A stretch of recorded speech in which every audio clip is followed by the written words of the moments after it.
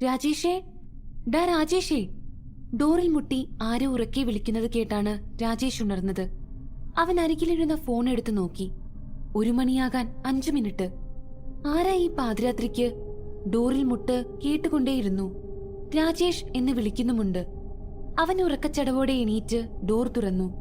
പുറത്ത് രാജേഷിന്റെ കൂട്ടുകാരൻ മുജീബായിരുന്നു. എന്താടാ ഈ പാതിരാത്രിക്ക്? നിനക്ക് ഫോൺ വിളിച്ചാൽ പോരായിരുന്നോ? എന്താ ഇത്ര അത്യാവശ്യമായിട്ട്? ദാ, നീ ഒന്ന് എന്റെ ഒപ്പം വന്നേ. എവിടേക്കാടാ? നീ കാര്യം പറയ്. കാര്യമൊക്കെ പറയാം. നീ ഇപ്പോൾ എന്റെ ഒപ്പം വരുന്നുണ്ടോ? ഓ വരാം, ഞാനൊന്ന് ഡ്രസ്സ് മാറട്ടെ. വേണ്ട, ഇവിടെ അടുത്താണ്. നീ ഡോർ ലോക്ക് ചെയ്ത് വാ. രാജേഷ് ഡോർ ലോക്ക് ചെയ്ത് അവന് പിന്നാലെ ഇറങ്ങി. നീ ബൈക്കിലാണോ വന്നത്? അല്ല. എന്നാ ഞാൻ ബൈക്ക് എടുക്കാം. വേണ്ട, എന്റെ ഒപ്പം വന്നാ മതി. അവന്റെ സ്വരത്തിന് വല്ലാത്തൊരു കടുപ്പം പോലെ തോന്നി രാജേഷിന്. അവനൊന്നും മിണ്ടാതെ അവന്റെ പിന്നാലെ ചെന്നു. അവനരികിലെത്തും തോറും മുജീബ് മുന്നോട്ട് നീങ്ങിപ്പോകുന്നത് പോലെ തോന്നി രാജേഷിന്. എന്താ സ്പീഡിലാടാ നടക്കുന്നേ? നീ എവിടേക്കാ ഈ പാതിരാത്രി എന്നെയും കൊണ്ട്? എന്താ കാര്യമെന്തെങ്കിലും പറയ്. മുജീബ് ഒന്നും മിണ്ടിയില്ല. രാജേഷിന് ദേഷ്യം വരുന്നുണ്ടായിരുന്നു. കുറച്ചു നേരമായി നടക്കാൻ തുടങ്ങിയിട്ട് എവിടെ എത്തിയെന്നോ ഒന്നും രാജേഷിന് അറിയാൻ വയ്യാതെയായി. അവന് കാലുകൾ തളരുന്നുണ്ടായിരുന്നു. ഡാ പുല്ലേ, നീ അവിടെ നിൽക്കുന്നുണ്ടോ? ഞാൻ വരുന്നില്ല, നീ പോ. കുറെ നേരമായി മനുഷ്യനെയിട്ട് നടത്തിക്കുന്നു. കാര്യം ചോദിച്ചാൽ പറയുകയുമില്ല. അവന് വല്ലാത്ത ദേഷ്യം വന്നു. പെട്ടെന്ന് എവിടെ നിന്നൊക്കെയോ പട്ടികളുടെ ഓലിയിടക്കം കേൾക്കാൻ തുടങ്ങി. ഒരു കടവാവൽ രാജേഷിന്റെ ചെവിക്കരികിലൂടെ ചിറകടിച്ചു പോയി. അവൻ ഞെട്ടിപ്പോയി. മുന്നിൽ നടന്ന മുജീബിനെ കാണാനില്ല. രാജേഷിന്റെ നെഞ്ചിലൂടെ ഒരു വിറയൽ ശരീരമാകെ പടർന്നു. മുജീബേ, എവിടാടാ? നീ എന്താ ആളെ പേടിപ്പിക്കാനാണോ വിളിച്ചോണ്ട് വന്നത്? മുജീബേ. അനക്കമൊന്നും ഉണ്ടായിരുന്നില്ല അവിടെ.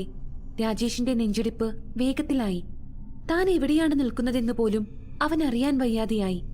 അവൻ പിന്നിലേക്ക് ചുവടുവെച്ചു. ഏതോ ഒരു കാട് പോലെ തോന്നി ആ പ്രദേശം. അരുവി ഒഴുകുന്ന പോലൊരു ശബ്ദം കേൾക്കാൻ തുടങ്ങി. രാജേഷ് പോക്കറ്റിൽ തപ്പി. ഫോണുണ്ട് പോക്കറ്റിൽ. അവൻ അതെടുത്ത് ലൈറ്റ് തെളിയിച്ചു. മുന്നിൽ കുറച്ചു ദൂരെയായി ഒരു ആൾരൂപം നിൽക്കുന്നത് അവൻ കണ്ടു. മുജീബേ, അവൻ വിളിച്ചുകൊണ്ട് ആ രൂപത്തിനടുത്തേക്ക് നടന്നു. മുജീബേ. അവൻ ആ രൂപത്തിന്റെ തോളിൽ കൈവച്ചു. അവന്റെ കൈ ഐസൽ തൊട്ട പോലെയാണ് അവന് തോന്നിയത്. രാജേഷ് പെട്ടെന്ന് കൈ പിൻവലിച്ചു. അത് മുജീബല്ലെന്ന് അവന് മനസ്സിലായി. പെട്ടെന്ന് പിന്നിലൊരു ശ്വാസോച്ഛ്വാസം അവന്റെ കാതുകളിൽ വന്നലച്ചു. അവൻ പതിയെ പിന്തിരിഞ്ഞു. മൊബൈലിന്റെ വെട്ടത്തിൽ ഒന്നേ നോക്കിയുള്ളൂ. രാജേഷിന്റെ തൊണ്ടയിലൊരു ആർത്തനാദം കുരുങ്ങി. സ്ഥലകാല ബോധമുണ്ടാകാൻ കുറച്ചു സമയമെടുത്തു. മുഖമില്ലാത്തൊരു രൂപം. അതിന്റെ മൂക്കും കണ്ണുമൊക്കെ ആരോ ചൂഴ്ന്നെടുത്തതുപോലെ. അതിന്റെ കൈ തനിക്ക് നേരെ ഉയർന്നു വരുന്നു. രാജേഷിന് ഓടണമെന്നുണ്ടായിരുന്നു. പക്ഷെ അവന്റെ കാലുകൾ കൂച്ചുവിലങ്ങിട്ടതുപോലെ തറഞ്ഞു നിൽക്കുകയായിരുന്നു. അതിന്റെ കൈ രാജേഷിന്റെ തോളിൽ പതിഞ്ഞു. ആ കൈയിൽ വിരലുകൾ ഒടിഞ്ഞു തൂങ്ങിക്കിടക്കുന്നുണ്ടായിരുന്നു. അതിൽ നിന്നും ബ്ലഡ് ഒലിക്കുന്നുണ്ടായിരുന്നു. അവൻ അലറി വിളിച്ചുകൊണ്ട് അതിനെ പിടിച്ചു തള്ളി മുന്നോട്ടു പാഞ്ഞു. ഓടുന്നതിനിടയിൽ രാജേഷ് എന്തിലോ തട്ടി വീണു. ഫോൺ അവന്റെ കയ്യിൽ നിന്ന് തെറിച്ചു പോയിരുന്നു. കൂരിരുട്ടിൽ എന്തു ചെയ്യണമെന്നറിയാതെ പകച്ചുപോയവൻ കയ്യിൽ തടഞ്ഞ വടിയെടുത്ത് മുന്നോട്ട് നീട്ടി അവൻ മുന്നോട്ട് സ്പീഡിൽ നടന്നു. പെട്ടെന്നാണ് അവന്റെ കാലിലൊരു പിടുത്തം വീണത്. രാജേഷിന്റെ ശ്വാസം നിലച്ചതുപോലെ തോന്നി. അവൻ കണ്ണുകൾ ഇറുകെ അടച്ച് ധൈര്യം സംഭരിച്ചു. കയ്യിലെ പിടുത്തം വിട്ടിരുന്നു. അവൻ പതിയെ കണ്ണു തുറന്നു. മുന്നിൽ തന്നെ നോക്കിക്കൊണ്ട് നിൽക്കുന്ന 2 ഭീകര രൂപങ്ങൾ. വിവരിക്കാനാകാത്തത്ര ഭീതിജനകമായ കാഴ്ചയായിരുന്നു അത്. രാജേഷ് അലറി വിളിച്ചുപോയി. രാജേഷേ, രാജേഷേ, ദാ. മുഖത്ത് ശക്തമായ വെള്ളം വീണപ്പോൾ അവൻ കണ്ണു തുറന്നു. അവൻ ചുറ്റും നോക്കി. ഞാനെവിടെയാണ്? മകനെ, നീ ഇപ്പോൾ സ്വർഗത്തിലാണ്. മനസ്സിലായില്ലേ? ഇവിടെ ഗന്ധർവന്മാർ മാത്രമേയുള്ളൂ. കണ്ടില്ലേ നിന്റെ ചുറ്റും നിൽക്കുന്ന 2 ഗന്ധർവന്മാരെ? അവനൊന്നും മിണ്ടാതെ അവരെ നോക്കിക്കൊണ്ടിരുന്നു. ഒന്ന് മിണ്ടാതിരിക്കല രാഹുലേ. പിന്നെ ഞാനെന്താ പറയേണ്ടത്? പാതിരാത്രി അലറിക്കൂവി കാറി വിളിച്ച് ബാക്കിയുള്ളവന്റെ ഉറക്കവും കളഞ്ഞ് അവൻ ചോദിക്കുന്നത് കേട്ടില്ലേ? ഞാൻ എവിടെയാ, ഞാൻ ആരാന്നൊക്കെ. ഒന്നുമില്ലേലും നമ്മളൊക്കെ പോലീസുകാരല്ലേ, അതും ക്രൈം ഡിപ്പാർട്ട്മെന്റ്. ഇങ്ങനെ സ്വപ്നം കണ്ട് പേടിച്ച് അലറി വിളിക്കാമോ? രാഹുലിന് ഉറക്കം പോയ ദേഷ്യം തീരുന്നില്ല. രാജേഷേ, എന്താടാ, എന്തു പറ്റി? ദാ ഈ വെള്ളം കുടിക്ക്. രാജേഷ് വെള്ളം വാങ്ങി. ആ ഒരു കുപ്പി വെള്ളം മുഴുവനും കുടിച്ചു തീർത്തു. ഇവനെന്താ വെള്ളം കുടിക്കാതെ കിടക്കുവായിരുന്നോ? രാഹുൽ, നീ പോയി കിടക്ക്. ഓ, ഞാൻ പോകേണ് അല്ലെങ്കിലും. രാഹുൽ അവന്റെ ബെഡിലേക്ക് കയറി കിടന്നു. രാജേഷേ, എന്ത് പറ്റിയടാ? ഒരു സ്വപ്നം കണ്ടതാ, ഒരു വല്ലാത്ത സ്വപ്നം. അതൊക്കെ പോട്ടെ, സ്വപ്നമല്ലേ, നീ കിടക്ക്. സമയം ഒത്തിരിയായി. ഹരി, മുജീബ് വിളിച്ചിരുന്നോ നിന്നെ? ആ, വിളിച്ചിരുന്നു. നാളെ അവനിങ് എത്തുള്ളൂ എന്ന് പറഞ്ഞിരുന്നു. നാളെ മുതൽ ഒരു പുതിയ കേസല്ലേ, ഇനി ഏതൊക്കെ കാട് കയറേണ്ടി വരുമോ എന്തോ, ഹരി കിടന്നുകൊണ്ട് പറഞ്ഞു. രാജേഷിന്റെ മനസ്സിൽ നിന്നും ആ കാഴ്ചയുടെ ഭീതി വിട്ടിരുന്നില്ല. പെട്ടെന്ന് അവന് കാലിൽ എന്തോ നീറ്റൽ പോലെ തോന്നി. അവൻ കൈകൊണ്ട് തടവി നോക്കി. കയ്യിൽ എന്തോ നനവ് പോലെ. അവൻ ഫോൺ എടുത്തു നോക്കി. ചോര. രാജേഷ് ഒന്ന് ഞെട്ടി ചാടി എഴുന്നേറ്റ് ലൈറ്റിട്ടു. എന്താടാ, എന്തു പറ്റി? ഹരി എഴുന്നേറ്റ് അവനരികിലേക്ക് വന്നു. രാജേഷിന്റെ കാല് മുഴുക്കെ മണ്ണും ചെളിയുമായിരുന്നു. ഇതെന്താ നിന്റെ കാലിലെല്ലാം? ഹരിയുടെ ചോദ്യം കേട്ട് രാജേഷ് കാലിലേക്ക് നോക്കി. കാല് മുഴുക്കെ മണ്ണും പൊടിയും ചെളിയും. കാലിന്റെ വിരലിലൂടെ ചോരയൊലിക്കുന്നു. തട്ടിയിളകിയതുപോലെ അവിടുത്തെ തൊലി ഇളകിയിരിക്കുന്നു.